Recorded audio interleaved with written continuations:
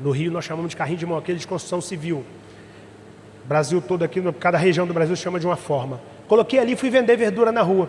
Comecei a trabalhar aos 7 anos de idade porque eu queria comer carne, só por isso. Eu nem sabia que existia tipos de carne, contra filé, picanha, alcatra, eu não sabia nada disso. Sabia que tinha um negócio que chamava carne e eu queria conhecer. Por que eu contei essa parte para vocês? Vocês repararam que até os 7 anos de idade eu não tinha comido carne? E eu percebi que todos os meus amigos comiam carne? Quando eu percebi aquilo, eu tinha 3 opções. A primeira, transferir para Deus. Deus, por que eu não como carne todo dia? Ou falar, Deus, quando eu crescer, se Deus quiser, eu vou comer carne todo dia. Cara, Deus sempre quer. A pergunta é a partir de quando você também quer. A segunda opção, transferir para o meu pai. Virar para minha mãe e falar, mãe, por que o pai dos meus amigos compra carne para eles e o meu não compra? Simples, porque ele estava comprando outras coisas. A terceira opção, resolver o problema. Eu já fui logo para a terceira. Mãe, o que eu tenho que fazer para comer carne todo dia? Ela me contou que eu tinha que trabalhar para ter dinheiro. Eu tinha identificado o que eu queria.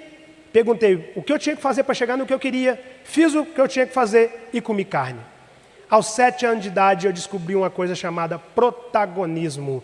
E junto com o protagonismo eu descobri uma coisa chamada venda. E a profissão vendedor impediu que eu pegasse uma arma e vendendo eu comesse carne desde 7 anos de idade. A profissão vendedor salvou a vida desse cara.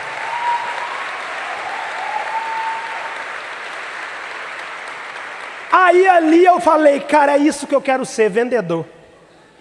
Porque se eu for vendedor, eu vou comer carne todo dia, meu parceiro. E aí comecei a vender tudo que vocês podem imaginar. Eu notei que no quintal da minha casa tinha abacate, mamão e manga. Eu comecei a vender manga na época de manga, abacate na época de abacate, mamão na época de mamão. Quando não tinha nada daquilo, eu vendia verdura. Quando não tinha nada daquilo, eu fui vender sacolé. No Rio nós chamamos de sacolé. Tem alguém de Minas aqui? Lá é chup-chup. No Nordeste é din-din. Aqui em São Paulo é geladinho, não é isso? Brasil tem isso. No Rio é sacolé. Fui vender sacolé. Foi meu primeiro contato com uma caixa de isopor. Descobri que se eu vendesse sacolé também eu comia carne. Depois fui vender picolé e descobri que se eu vendesse picolé também eu comia carne. Falei, cara, então tá simples. Se eu for vendedor eu como carne todo dia. Meu objetivo era só comer carne. Aí fui vender. Vendi até 1997. Cara, eu vendia tudo que você pode imaginar. Folha de papel de presente em porta de loja no Natal, por exemplo. Vendia. Chocolate na Páscoa. Flor no Dia das Mães eu vendia. E com isso eu ia comendo carne. E fui vendendo até 1997. Quando chegou 97, eu tive que optar entre trabalhar e estudar, que era tudo no mesmo horário. Aí eu tive que optar entre trabalhar e estudar. Se bem que no meu caso não era optar entre trabalhar e estudar, era optar entre comer carne e parar de comer carne. Se eu parasse de trabalhar, deu ruim na minha carne, né? Eu optei em comer carne, abandonei a sala de aula. Só que meu pai tinha me falado que o conhecimento praticado transforma qualquer pessoa numa pessoa maior e melhor. Aí eu comecei a ler muito. Os caras que vendiam comigo, que moravam na favela, falavam, cara, para que você está lendo dessa quantidade? Você mora na favela, você vende verdura na rua, folha de papel de presente em porta de loja, fruta no sinal. Para isso não precisa ler. E eu continuava lendo, continuava lendo, continuava lendo. Aí eu vou saltar lá para 2016, quando teve uma crise absurda. O povo falou que o Brasil entrou em crise, que não dá para fazer mais nada, que travou, que tem que ir embora do Brasil, que isso aqui vai afundar. Eu falei, como assim? O Brasil entrou em crise e não dá para fazer mais nada. Eu como carne desde 7 anos de idade. A minha estratégia está dando certo. Eu vou fazer o seguinte, eu vou me mudar para um lugar longe, só para testar essa tal crise. Peguei uma mochila, coloquei nas costas sem nem um centavo e me mudei para Magé. Gente, Magé é longe. Não, é mais longe do que seu sorriso, garota. É mais longe. Tem alguém de Magé aqui? Não, não tem. Se tivesse alguém de Magé, ainda estava vindo ainda. Magé é longe. Fui para lá, cara, longe. Cheguei lá, me relacionei com as pessoas e conheci a dona Roseli. Virei para essa doninha e falei, senhora, me empresta 10 reais para abrir um negócio? Ela falou, cara, ninguém abre um negócio com 10 reais. Eu falei, abre, me empresta que eu vou abrir. Ela falou, meu parceiro, não tem como, 10 não é dinheiro de abrir negócio. Eu falei, senhora, me empresta ou não me empresta o dinheiro?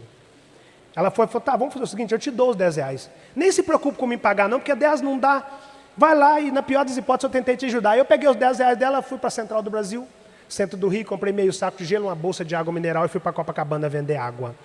Cheguei em Copacabana, no primeiro dia eu só vendi 2 águas. Pensei, era mais fácil vender alface. Isso aqui não é simples assim, não. Voltei para casa. Cheguei em casa, vi aquelas 10 águas lá e lembrei que eu tinha pedido dinheiro emprestado e que eu tinha que pagar a dona Roseli. Aí falei, vou voltar amanhã para vender essas 10, depois eu vejo o que eu faço. Voltei no outro dia. Cheguei lá, em 40 minutos eu vendi todas as águas. Pensei, é mais fácil que vender alface.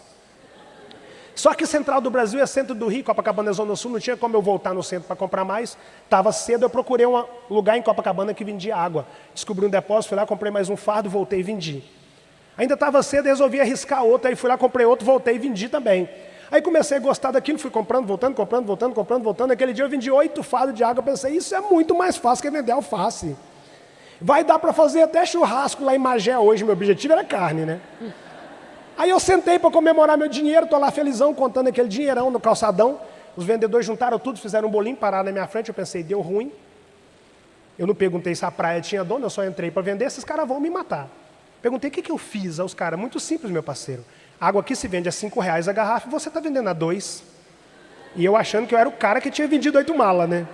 Falei, vamos fazer o seguinte, amanhã eu volto e vendo a R$8, a mesma quantidade, a R$5, as 8 malas. Os caras começaram a rir. Falei, por que vocês estão rindo? O cara falou, meu parceiro, ninguém nunca vendeu 3 malas de água nessa areia. Você está falando que vai vender 8, isso é impossível. Pode voltar amanhã, desde que você venda a 5. Não se comprometa em quantos você vai vender. Se você não vender na base de 5, fique à vontade. Mas você não vai conseguir vender nem 3. Aí o cara me desafiou. E eu voltei no outro dia. Entrei na areia às 6 horas da manhã e andei naquela praia vendendo água a R$5. Quando deu 15 horas, eu tinha vendido 8 malas de água a R$5. Falei, agora eu estou no preço dos caras, vendi 3 vezes mais, ganhei 3 vezes mais vendendo a mesma quantidade. Se ontem eu podia fazer churrasco em Magé, hoje eu já posso montar o açougue lá e vender carne no lugar. Aí estou comemorando o dinheiro, os caras juntaram de novo, fizeram outro bolinho, eu pensei, deu ruim do mesmo jeito. Falei, o que eu fiz agora? Os caras falaram, agora deu ruim, foi pra gente. Falei, como assim? Aí ele falou, cara, quando nós vimos que você ia vender 3 malas, nós paramos para te observar, porque a grosso modo aquilo não tinha a menor lógica. E aí você vendeu 3. Ao invés de você parar na terceira, você continuou vendendo, e aí nós falamos, esse maluco vai vender 8. E você vendeu 8. A nossa pergunta para você é muito simples, como você fez para vender 8 malas de água em um lugar que ninguém nunca conseguiu vender 3? Eu virei para ele e falei, a minha é mais simples ainda. Como vocês nunca conseguiram vender 3 no mesmo lugar que eu consegui vender 8? Está tudo dentro da mente do vendedor, meu parceiro. Palavra tem poder. Se você falar que não consegue, você não consegue. Eu não trabalho com a possibilidade de não conseguir.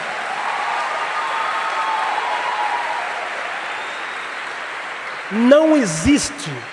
Eu não trabalho com a possibilidade de não conseguir alcançar meu objetivo depois de eu traçar qual é o meu objetivo. Eu vou fazer até dar certo.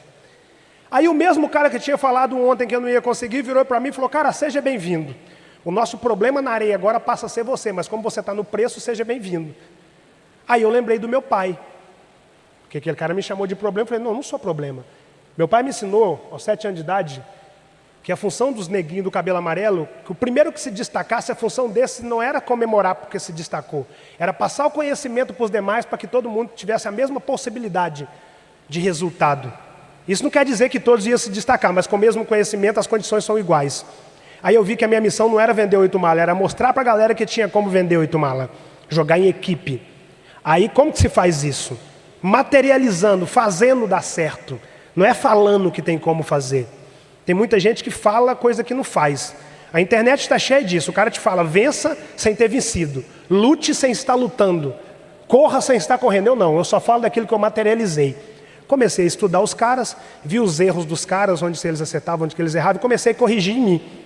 Os caras trabalhavam sem camisas, 20 correntes no pescoço, um óculos cheio de cor, boné para trás, descalço, bermuda. Os caras pareciam tudo, menos vendedor. Falei, tá aí, vou corrigir isso em mim. E aí voltei para Mangueira, já não fui para Magé, fui para Mangueira, Zona Norte, meu lugar. Para quem não acompanha minha trajetória, desde 2015, eu sou diretor de comunicação e marketing da Nação Mangueirense. Desde 4 anos de idade, eu sou da ala da comunidade da Estação 1ª de Mangueira. Desde 2016, eu sou passista da Estação 1ª de Mangueira. Em 2020, o Pega Visão é o segundo refrão do samba oficial da Mangueira, no Carnaval. Voltei para lá. Comprei uma caixa de isopor, fitei ela toda de verde e rosa, cor da escola de samba. Comprei uma bermuda branca, uma camisa branca com listas verde e rosa. Fiz o cabelo, fiz a barba, fiz as unhas. No outro dia coloquei água, gelo e fui para Copacabana. Quando eu cheguei lá, os caras falaram, agora ferrou. Dá para ver esse louco com essa caixa verde e rosa de longe. Todas as caixas da praia eram branquinhas, não tinha um negócio lá chamado diferencial. Falei, como que eu vou saber se isso deu certo? Muito simples, se amanhã aparecer uma caixa de cor aqui, é porque deu certo.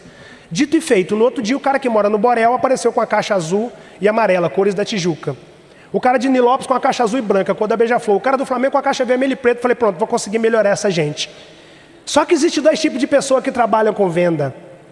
Os que são vendedores e os que apenas estão vendedores. Quem apenas está vendedor, primeiro começa com o nariz empinado e o ar de soberba, superioridade. Quem apenas está vendedor acha que por ter dinheiro ou por vender mais na praia não precisa de sorrir nem de conversar com ninguém. Quem está vendedor acha que vai sozinho. Quem é vendedor sabe que é trabalho em equipe que vende.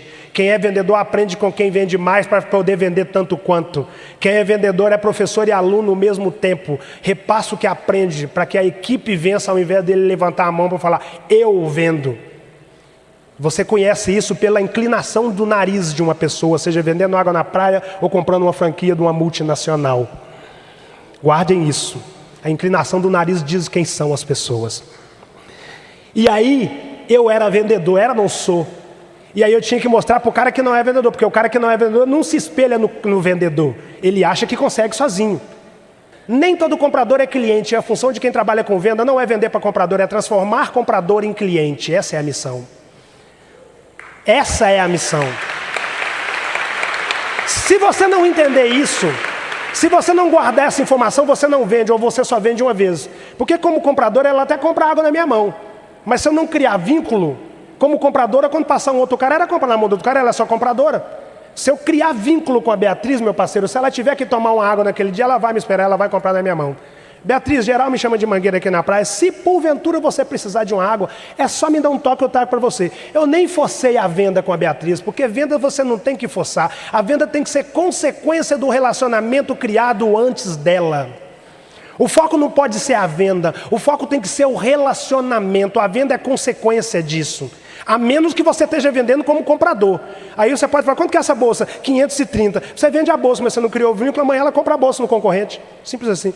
Agora o relacionamento faz com que ela compre essa bolsa, indique aquela loja, e aí você faz uma ponte de relacionamento, porque você criou vínculo com quem foi à sua loja para comprar uma bolsa. Eu sou mais o relacionamento, a venda era consequência, nem ofereci água, só falei, se precisar. Aí estou saindo, ela, Mangueira, me dá uma água, eu gostei de você. Voltava, se precisar de outra, é só você me dar um toque. Eu estou saindo. Chega aqui, ela me pede uma água, ela me pede um refrigerante, eu não tinha refrigerante na caixa, né?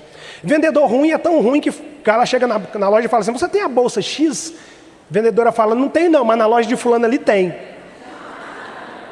Vendedor ruim é desse jeito. Vendedor ruim, ele chega na sua loja e fala, cara, me dá uma oportunidade, até água na peneira eu carrego. Isso até você assinar a carteira dele, porque depois que ele está lá dentro, ele não faz o básico.